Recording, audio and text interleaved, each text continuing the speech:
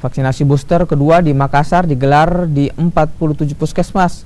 Percepatan vaksinasi juga dilakukan dengan melibatkan sejumlah instansi terkait dengan target 1,2 juta orang dengan 300.000 anak-anak. Tercatat vaksin booster pertama di Kota Makassar baru mencapai 38,32% atau yang menjadi tertinggi di Sulawesi Selatan. Untuk vaksinasi booster kedua menargetkan 7.900.000 penerima vaksin di Sulawesi Selatan. Kira walaupun saya baca tadi bahwa hukum darurat COVID itu akan dicabut, tetapi pencegahan itu atau preventif itu harus dilakukan. Itu menjadi standar kesehatan.